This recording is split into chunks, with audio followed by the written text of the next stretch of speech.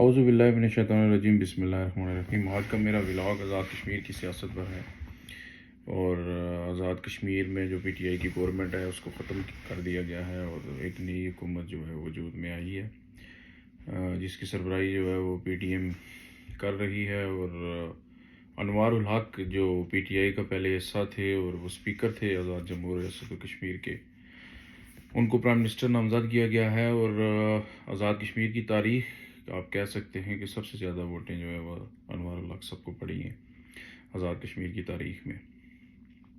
P T I Azad Kashmir میں 4 حصوں میں تقسیم ہو چکی ہے۔ کچھ لوگ جو ہیں وہ انوار الحق صاحب کے ساتھ ہیں، کچھ جو ہیں وہ تنویر الیاس صاحب کے ساتھ ہیں، اور ایک دڑا جو بیرسٹر سلطان محمود چودھری صاحب کا ہے۔ اور خبروں میں بھی آ رہا ہے، اور آگے پیچھے سے بھی انفارمیشن جو ہمیں ملی ہے اس کے مطابق جو بیرسٹر سلطان محمود چودھری صاحب ہیں ان کا ایک دڑا جو ہے وہ حکومت کے ساتھ بھی مذاکرات کر رہا ہے، اور پی ٹی آئی کے لوگوں کے ساتھ بھی رابطے میں ہے۔ پی ٹی آئی کی گورنمنٹ ختم ہونے کے بعد آزاد کشمیر میں جو ہے وہ میری جو ذاتی رائے ہے وہ یہ ہے کہ ایک مذاق سا بن گیا ہے آزاد کشمیر کی تاریخ میں۔ آپ اگر آزاد کشمیر کی اسمبلی دیکھیں، اس کی فرسٹ رو دیکھیں، تو اس میں کم از کم 7 سے 8 سابق پرائم منسٹر جو وہ بیٹھے ہوئے ہیں۔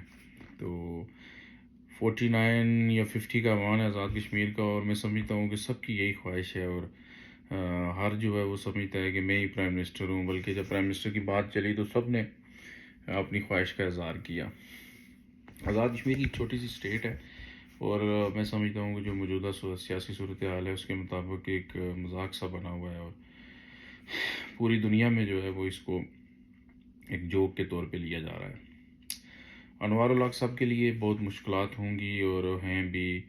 ایک پارٹی کو ساتھ لے کے چلنا مشکل ہوتا ہے، اور 3-4 پارٹی اس میں شامل ہیں، جس میں کو پیپلز پارٹی کو بھی حصہ دیا گیا ہے، اور نون لیگ کو بھی 2 وزارتیں دی گئی ہیں، اور جو forward block P T I کا تھا اس کو بھی جو ہے وہ وزارتیں ملیں گی۔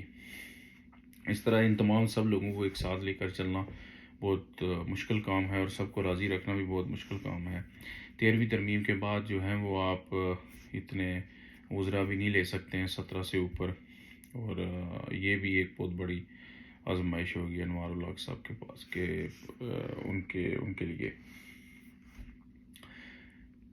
میرے کچھ دوست تھے مجھے کہہ رہے تھے جی کہ آپ بیرسٹر سلطان محمود چودھری صاحب کے بارے میں، ظاہر ہے آپ کا بھی ایک حلقے میں جو ہے وہ آپ بھی پالیٹکس کرتے ہیں، تو آپ کی ان کے بارے میں کیا رائے ہے؟ تو میں یہ سمجھتا ہوں کہ بیرسٹر سلطان محمود چودھری صاحب نے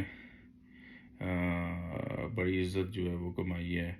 یہ پرائم منسٹر بھی رہے 96 میں، بعد میں وہ وقفے سے مختلف پارٹیز میں بھی جاتے رہے ہیں، جہاں پہ بھی گئے ہیں ایک مخصوص ووٹ بینک ان کے ساتھ ہمیشہ رہا ہے، اور کچھ اسمبلی ممبران بھی ان کے ساتھ جو ہیں وہ رہے ہیں۔ پھر انہوں نے ایک اپنی پارٹی بھی بنائی، اس میں بھی انہوں نے 4 سیٹیں لی تھی آئی تھنک۔ تو پی ٹی آئی کی گورنمنٹ بنی، ایک سمجھ لیں کہ مرکز کا فیصلہ تھا، وہ پرائم منسٹر نہیں بنے، لیکن انہیں اللہ تعالیٰ نے ایک بڑی عزت دی۔ آزاد کشمیر کا سب سے بڑا آئینی عہدہ جو ہے وہ ان کے پاس ہے، صدر ریاست ہیں وہ۔ بیٹا ان کا جو ہے وہ منسٹر تھا، کزن ان کا چودھری ارشد صاحب جو کھڑی سے جیتے ہیں وہ بھی منسٹر تھے۔ کچھ ان کے جو ہے وہ چاہنے والے اور جو قریبی سمجھے جاتے تھے ممبران اسمبلی، وہ بھی وزارتیں ان کے پاس تھی۔ تو میں سمجھتا ہوں کہ بیرسٹر صاحب کو عمر کے اس آخری حصے میں جو ہے وہ کوئی اس طرح کا بلف نہیں کرنا چاہیے تھا، ان کو پی ٹی آئی کے ساتھ ہی رہنا چاہیے تھا۔ آلموسٹ انہوں نے اپنی سیاسی اننگز جو ہے وہ کمپلیٹ کر لی ہے، اور آگے فیوچر دیکھنا چاہیے تھا ان کو اپنے بیٹے کا۔ اور کچھ جو ممبران اسمبلی ہیں ان کے لیے بھی انہوں نے جو ہے مشکلات میں اضافہ کر دیا ہے، ان کی سیاست بھی داؤ پہ لگا دی ہے۔ تو میری ذاتی رائے یہ ہے کہ بیرسٹر سلطان محمود چودھری صاحب کو یہ سٹیپ نہیں لینا چاہیے تھا اس آخری عمر کے اس حصے میں۔ میں نے سنا ہے وہ بیمار بھی ہیں، اللہ تعالیٰ ان کو صحت دے۔ آزاد کشمیر کی سیاسی صورتحال جو ہے وہ اس وقت بہت جو ہے وہ سمجھ لیں کہ ایک تزلزل کا شکار ہے، اور لوگوں کے اندر جو ہے وہ بڑا غم و غصہ بھی پایا جاتا ہے جو ممبران اسمبلی پی ٹی آئی چھوڑ کر پی ڈی ایم میں گئے ہیں، اور کچھ جو ہے وہ وزارتوں کے چکروں میں ہیں، کچھ ساری مفادات کی گیم ہے۔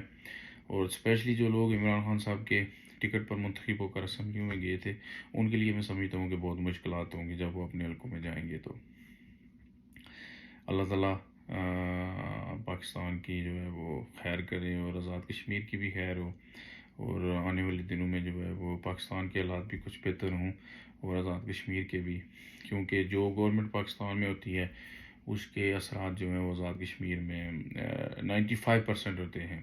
وہی جو ہے وہ آزاد کشمیر میں بھی جو ہے وہ اس چیز کا جو ہے وہ اثر ہوتا ہے، اور وہی پاکستانی گورنمنٹ ہی ایکٹ کرتی ہے آزاد کشمیر میں.